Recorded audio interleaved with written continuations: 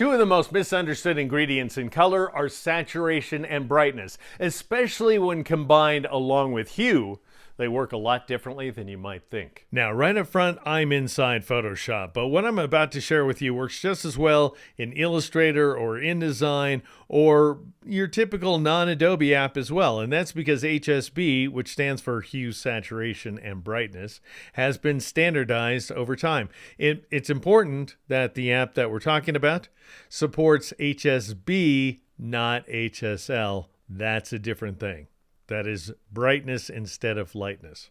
And along the way, what we're going to do is we're going to be talking about saturation and brightness, which are largely misunderstood, I think you'll find as we work through this, and skin tones as well, which fall in a very limited hue range. All right, so the great thing about HSB is that it's a color model. It's a way of defining colors as opposed to displaying them. And it works in different display modes as well. So right now I'm working in the RGB mode. You can see that up here in the title tab. HSB works great inside RGB. It works well inside CMYK and lab spaces as well. And so it's just a way of defining colors. It's a casual way. It makes a lot of sense, but it has nothing to do with the way we perceive colors. And so that's something that we have to figure out on the fly as we work through it. But it's not, by the way, it's not calibrated. It's not characterized. You can't characterize it. You can't profile it. And that's part of the joy, once again, is it works independently of how the colors are actually generated inside the software. It's your way of telling the program what it is you want. Now, we've covered hue in pretty thorough detail in the last couple of weeks, and we ended things in the last week, which you can find in the links, with these various color swatches here. So as you may recall, and I'll go to the color panel here, and I'll switch to the color wheel so that we can see this big hue wheel around the outside of this triangle. Hue is measured on a circle in 360 degrees. So notice the hue value in the top right corner of the screen. So there's the HSB values, hue, saturation, and brightness. That is, once again, it's currently 359. If I drag it up just a little bit, it'll reset to 0. And that's because 360 and 0 are identical to each other.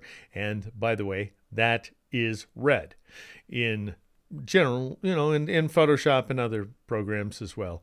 And so up here at the top, we are seeing a bunch of different hue values, of course, and we're seeing the red hues, that is, followed by orange, followed by yellow, and so forth. And so I wanted to arrange these color values so that you can make them out, these color swatches, that is to say, so you can gauge where the biggest differences are for you. For example, for me, I'm looking at 0 degrees versus 5 degrees, and I'm not seeing much of a difference at all.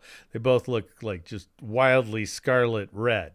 Whereas down here, the difference between 335 degrees and 345 degrees, which is a bigger difference, this is a 10-degree difference down here, that is a big difference to my eye. And so did I say that we're seeing a total of 54 unique color swatches across those 360 degrees? So we're not seeing 1 degree increments. That would be insane. We wouldn't be seeing much of a difference at all between these many swatches. So 54 unique swatches in all. It would be 63, except for the first column repeats at the end right here. And that's because I wanted you to be able to compare all the colors as neighbors. So in other words, the reds begin at 345 degrees, go all the way to 0 in the middle, and then end at 15 degrees. And then I'm showing you the oranges starting at 15 degrees, so starting at that same point, and then ending at 45 degrees. And then the yellows starting at 45, ending at 75, and so forth throughout the entire image. So the left and right columns repeat. Now, the thing is, when evaluating things like hue inside Photoshop or some other program, what counts is your perception of the color. And so what we're trying to figure out is how you might go about defining a specific shade of turquoise, for example, at 150 degrees. Does that work for you or not? The big caveat being that we all potentially perceive color a little bit different or possibly vastly different. Now, to an extent, it's going to be minor. Most of us who work in the design industry, one would think, are pretty sensitive to differences in color values. But I know there's a surprising number of people in this business who are colorblind, and there are multiple varieties of color blindness as well. And so what really counts here is how are you seeing these colors? I would like to hear that, by the way. If you're willing to comment and share your perceptions of this entire video, where where my color calls versus yours are concerned, that would be not only of great help to me, but I would think for other people as well, because this is not just about how you see colors in your own artwork, but also about how predicting other people might see colors in your artwork. All right, so I'll go ahead and switch over to the next slide. What I want you to see is how I've divided up the various color ranges. So here they are. Here's the big hue wheel. This is an accurate representation. And notice that it starts here at 0 degrees, goes all the way around to 360 degrees, which resets to 0, as I've said. And I'm basically defining the ranges. And so I'm naming 9 colors. The fact that I'm naming 9 colors, the number 9, that is entirely arbitrary, just happens to work for this demo file, because otherwise we start getting, notice this way, I have 9 different rows. If I had 10 or 11 rows, that would just be chaos. Anyway, what I'm doing is defining the range. So red starts at, I should say, in the middle right here, we're seeing 15-degree increments. So a total of 24 15-degree increments describes an entire 360-degree circle. I just want to make sure that we're keeping this kind of simple, if I might. And so red begins at 345 degrees, goes all the way to 0, resets at 0, and then to 15 degrees. So in other words, it's a 30-degree range, 2 15-degree increments. Same with orange. It's 2 15-degree increments from 15 to 45. Yellow, same, 45 to 75 this time around. Real quick, if you watch this video to the very end, you'll see a preview of the various hue, saturation, and brightness values associated with skin tones. Want to learn more? Then join my Patreon, which is patreon.com/steeknow. And now, back to the inner workings of saturation and brightness. Green, very different. We're starting at 75 and ending at 150, and that is a total range of 75 degrees, because 150 minus 75 is 75. And so we are seeing a total of 5 15-degree increments, and that's because our eyes are just not very sensitive to greens. Not nearly as sensitive as you might think. I proved that last week, but it's specifically in this area right here that these colors look almost identical to each other. Once we start getting into the chartreuse range or the turquoise range, you can make out differences, but not like you can. It doesn't happen as suddenly as it does inside the orange range, for example. And I'm also all the way across the board. So you can see that azure, blue, and violet are about the same size. They're all 30 degrees. Magenta is very big. It's 60 degrees, so it covers 4 increments. And cyan covers 3 increments. Now notice I have these fulcrum values right here. So kind of the center of the range. Not kind of, that's exactly what they are. And so 0 degrees happens to be the center. So 345 plus 15 gets you 360. That resets to 0. And then 15 to get to 15 degrees. Do you see what I'm saying? So that's right there, smack dab in the center. And that is the generally understood definition, hue definition of red. Same with 30 degrees for orange, 60 degrees for yellow. You might look at green and say, wait, Deke, no, that's not right. The definition, strictly speaking, that is, hue value associated with RGB green is 120 degrees, so 8 degrees different than this. Well, what I'm doing here is finding the center of my range, which again is measured in 15-degree increments. So if you average 75 and 150, you get 112.5, which I'm rounding off to 112. So that's where that's coming in. You may disagree with that reasoning, but that does make for a more perspective approach to this topic. I'm calling cyan the average of 150 to 195, the range once again, which is 172.5 rounded off to 172. Strictly speaking, cyan, at least RGB cyan, is 180 degrees. Where the hue value is concerned, The actual ink is more right around this area where my cursor is right here in the azure territory. In any event, the other one that is different than its generally accepted definition is magenta. Magenta, the RGB hue value for magenta is 300 degrees exactly on the mark, whereas I'm 15 degrees off right here at 315 degrees, and that's because that is the average of 285 to 345, which is my range. It also is more representative of the ink. If you take a look here, I'll get my eyedropper tool by pressing the I key, and keep your eyes on the HSB values right here. Notice, well, both saturation and brightness should get maxed out to 100%, but there we are. There's 300. A hue value of 300 degrees right at this location right here. Whereas 315 is pretty different. See how that color swatch is changing. You can also see the difference between the circle along the top of the eyedropper and the circle along the bottom. This is going to be more legible against the black background. So they are pretty similar to each other, but there you can make out the difference.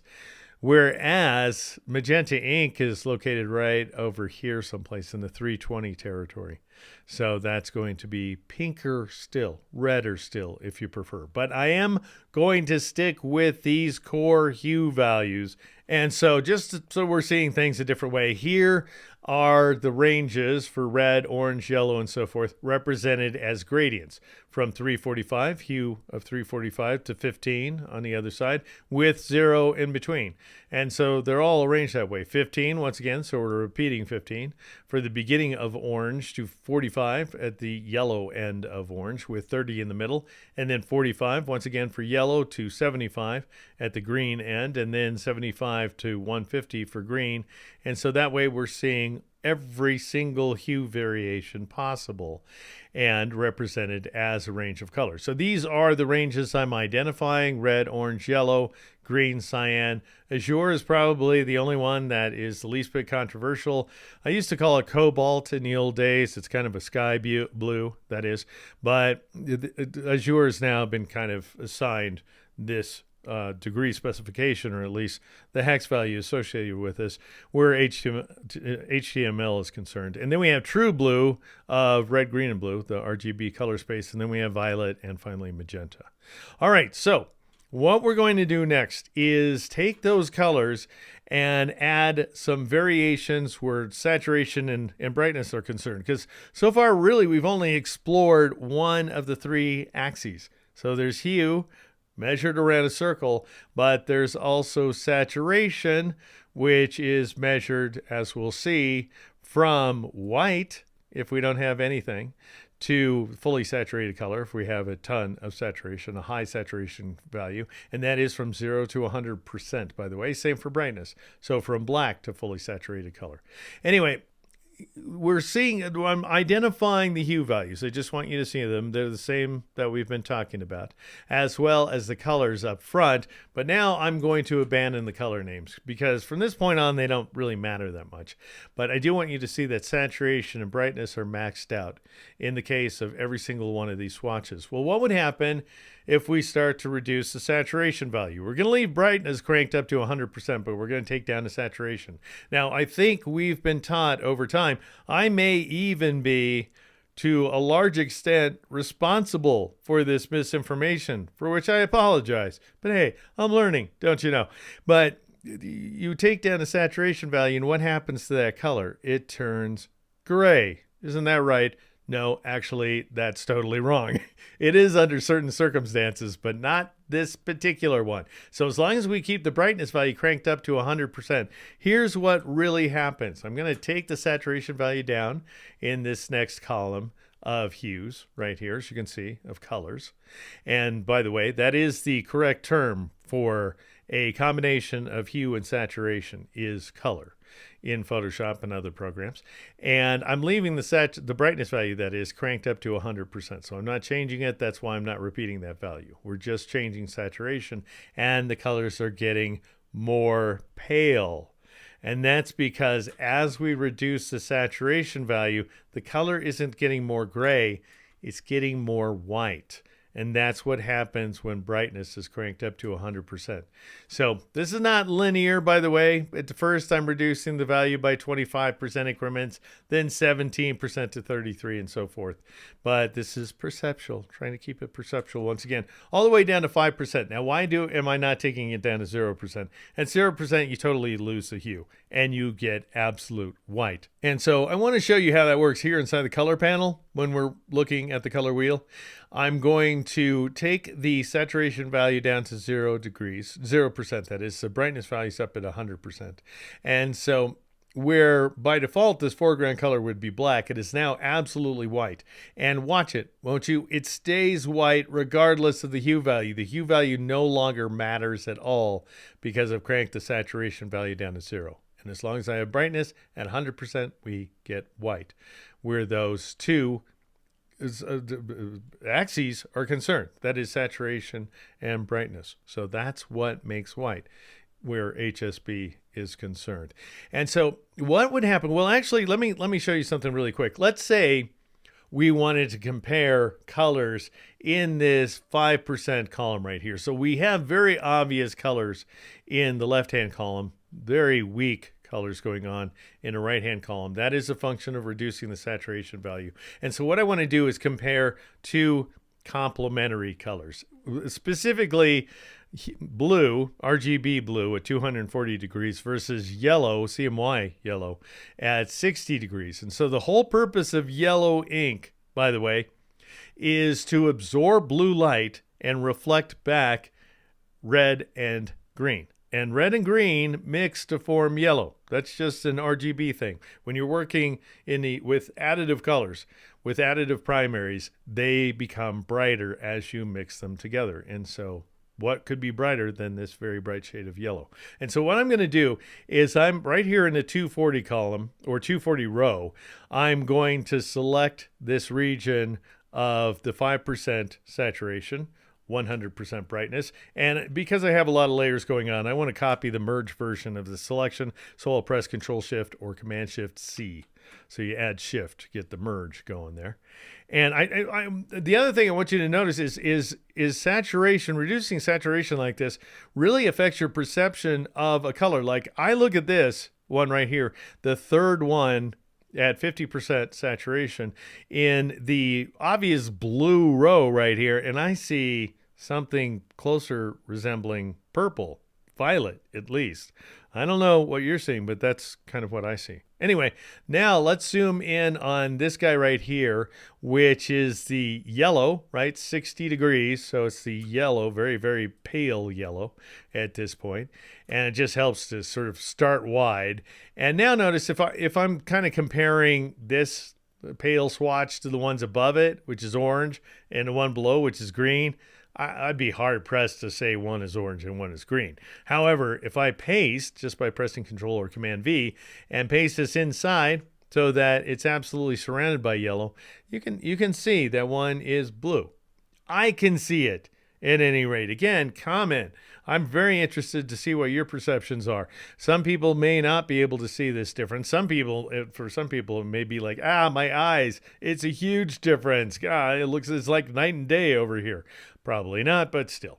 But it is something to take into account that you are going to lose color as you reduce saturation. That is for sure. It's just going to stay white if we're talking about a brightness value of 100%. Well, what happens if we start taking the brightness value down? Now, I'm going to do this across the entire image, by the way, just so we can move quickly through this section. So I'm going to take the brightness down immediately for all these color swatches to 50% right there. Notice that.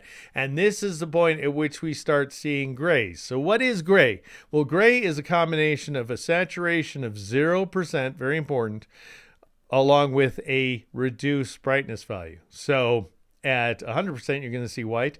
At 50%, you're going to see a neutral 50% gray.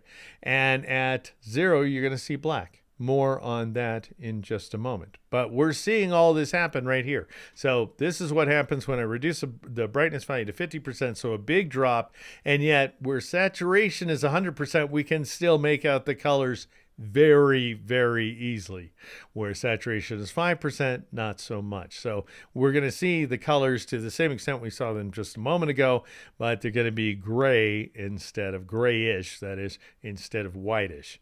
And now, if I go even farther, I'll take that hue value all the way down to 15%. So that's a very dark brightness value. Does it say brightness? I meant brightness. Very dark brightness value. Still, because we have this first column set to a saturation of 100%, it's easy to make out those colors.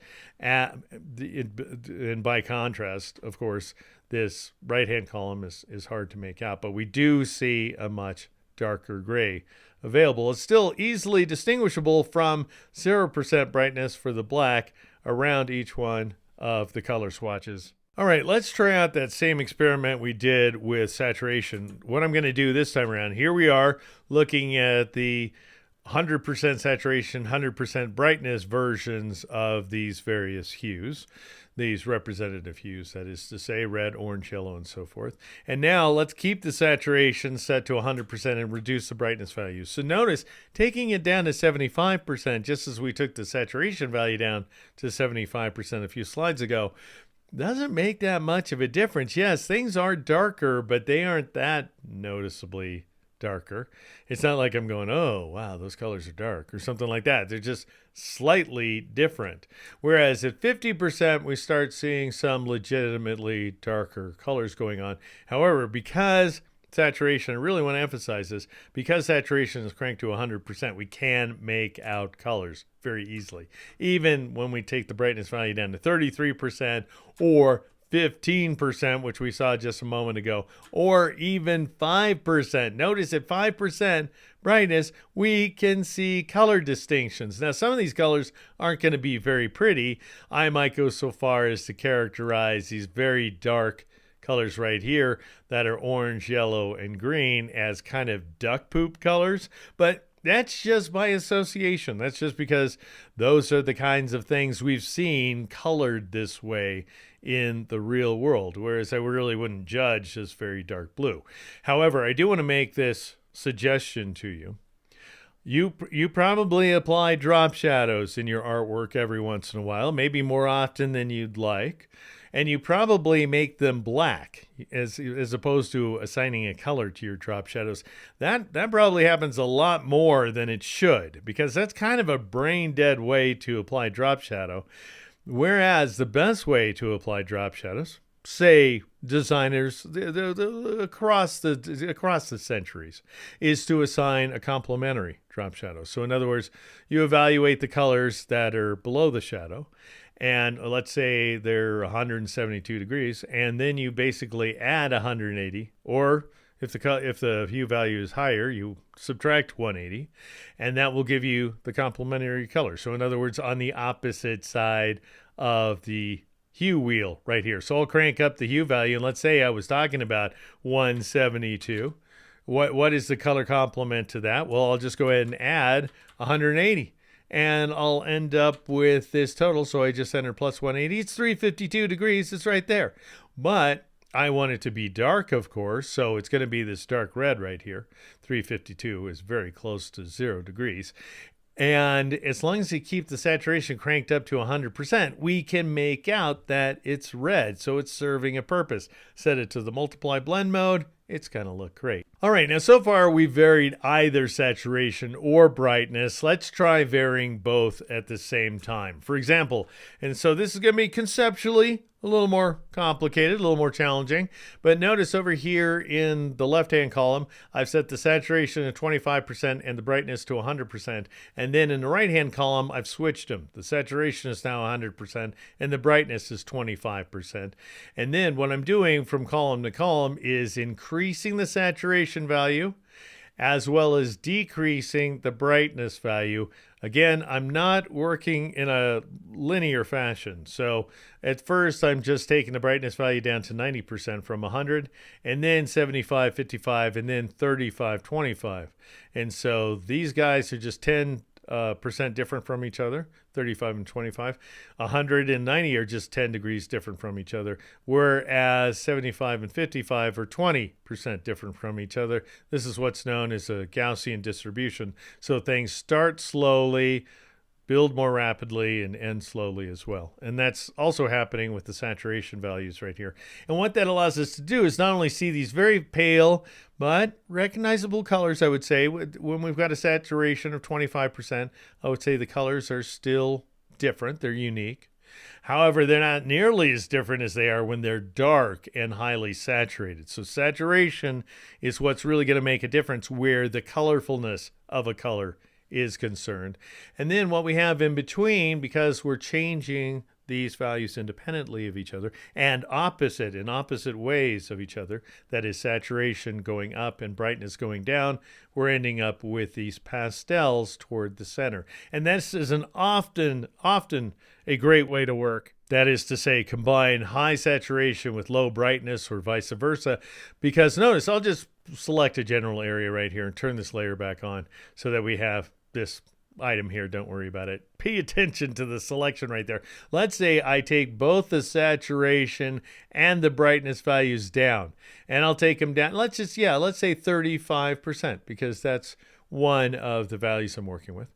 And I'll just go ahead and fill this selection now by pressing Alt Backspace Option Delete, and it's a very murky kind of mauve, however you even pronounce that word, and it's not the world's prettiest color. As a result, it may not be the most desirable color. And then if I select inside that region, let's take this hue value to yellow. That'll make it really, really good. Actually, kind of a yellowish green. And there we have it, duck poop. And so that's the kind of stuff that happens when you reduce both saturation and brightness. You end up with some undesirable colors. If we were to increase them both, let's take these values both up to 80, let's say, then you just get kind of, I don't know, well, this is yellow. That's not fair. I'll go ahead and select a different region right here, let's say, and let's dial in red. And what we end up with is kind of a combination of pale and, well, a little bit pale because we've reduced the saturation, but also quite bright. That may serve you well. You may get some really nice pastels out of that, but you may have better luck by combining, again, high saturation with low brightness, or vice versa, low saturation with high brightness. So give those a try. Give everything a try. Why don't you? No reason to not experiment with everything you possibly can. Now, I want you to see these same colors. Instead of seeing them as swatches, see them as continuous gradients. So we're starting over here with 2500, where the saturation and brightness are concerned, and then ending with 100% and 25%, again, where those values are concerned. And these are, by the way, for those of you who know a thing or two about Photoshop, these are what are known these days, because they're kind of a recent development, as perceptual gradients. And so what I'm going to do, this is getting into propeller head territory, but I just want you to see, notice this red pastels. That is that live gradient layer right there, so it's editable. And what I can do for this top bar, and I can click on this color bar, and you can see that I have indeed, just for the record, hue 0 degrees, saturation is 25%, brightness is 100%, and I've scooted it into a location value of 10%. And I've done, the opposite, saturation and brightness, 100% and 25% for this guy right here. And we've got a hue value of 0 degrees in order to, and I've set the location at 90 degrees. More importantly, I'll cancel out of there. I just want you to see I am sticking with what I'm actually showing here. So I'm being true to the material. But notice that style, both style and method can be set to linear. And this is the way things used to be. Well, classic is the way it used to be in older versions of Photoshop. But linear, if you go with linear as a method, you're going to end up with banding. Do you see banding in this gradient? I see on this screen. It's an HDR screen, though, so it won't necessarily match what you're seeing. But I'm seeing a band in this region, then another band right here, and then a bigger band, and so forth. And so if you want to see your colors distributed in a more perceptually pleasing fashion that looks better to your eyes, and you want to go with perceptual, generally speaking, although you can try out classic as well. That's going to look just slightly different where this gradient is concerned, but I want perceptual. I just want to make sure that you understand style is totally different. Linear versus radial, for example. That's not at all the same thing. All right, I'm just going to cancel that. I just want you to know that I'm sticking with this perceptual model all the way through. All right, but what if we come up with some different, this isn't the only combination of saturation and brightness we can apply. Instead of starting with 25, 100 and ending with 125, I'm going to start with 50, 100 and end up with 150, like so that we have more saturated colors, more vivid colors, still pastels though, still getting into pastel territory, especially when I break it into swatches, which are easier to read when they're kind of like side by side. The colors are easier to read this way, as opposed to when they're expressed in continuous gradients. And you can see, even though these brightness values are only 5% different from each other, so I'm going from 100% to 95. I was saying, right, just a couple of minutes ago that going from a brightness of 100 to 75 didn't make that much of a difference, whereas it makes a pretty big difference from 100 to 95, but that's because I'm playing with the brightness, the saturation that is as well. So again, I'm taking the saturation up at the same time that I'm taking my brightness value down, and we end up with these more expressive, more highly saturated, more vividly expressed as well, colors. That is pastels, still in the pastel territory, I would argue. All right, so here we are seeing a few different saturation and brightness combinations. Once again, saturation on the incline, brightness on the decline. One more note, what happens when you take brightness down all the way to 0%? Well, look at my color combination right here. I'll go ahead and crank saturation up to 100% for the shade of red. And now notice what I'm going to do is I'm going to take brightness value down past 10%, at which point we can kind of see that it is a shade of red. We can see that even better if I increase that brightness value, let's say to 25%. It's clearly a shade of red. But once you take this down to 0, once you take brightness down to 0, it's black. The color is black. It doesn't matter what you set the hue value to. So as I change the hue, you're going to see a bunch of funny business here in the chart, in this diagram, but what I want you to do is watch that foreground color right there. And so I change the hue and nothing whatsoever happens to that foreground color. Change the saturation and nothing happens to nothing at this point. And that's because whereas white is a combination of saturation being 0% and brightness being 100% and hue doesn't matter, black, all that you need is a brightness value of 0%. Saturation and hue can be set to any values you want. And so that is the story behind black. I will leave you with a quick look at skin tones. And just for the record here, I've got mapped out the various hue values associated with skin tones. We have low saturation and high brightness over here on the left-hand side. And we have high saturation and low brightness over here on the right-hand side. And this is how you typically express pale skin tones versus dark skin tones. And here's just a gentleman to demonstrate what's going on here. You can eyedrop him and find out all kinds of stuff going on. But what I really want you to see is that it all happens in a very narrow range right here between what I'm showing, 9 degrees and 33 degrees. So 30 degrees is orange. Remember, that's the center of orange. And 9 degrees is somewhat in red territory. And that's where all the flesh tones reside, which is why I like to say we are all orange. Want more skin tones? Then join me at patreon.com/DeekNow. Then go to Deek.com and sign up for my newsletter, not to mention right here at YouTube. Like, subscribe, and turn on notifications. And by all means, comment. I want to know your personal color perceptions. Everyone does, so that we can get our artwork right. I'm Deke McClellan. This is Deek Now.